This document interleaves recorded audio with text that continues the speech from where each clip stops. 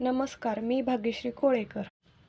आजीबाईचा बटवा कसा शिवायचा ते मी दाखवत आहे. माप टाकून घेतलेलं आहे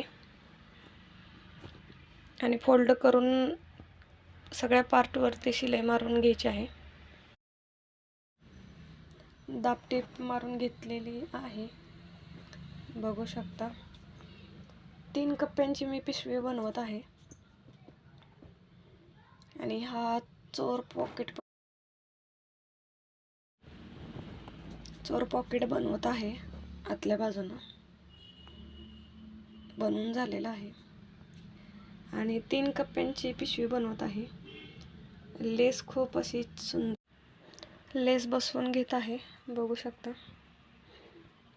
2 पॉकेटला लेस बनवत आहे. लगेच अटॅच करून घेत आहे, बघू शकता. खूप सुंदर असा लुक दिसतोय लेस लावल्यामुळं.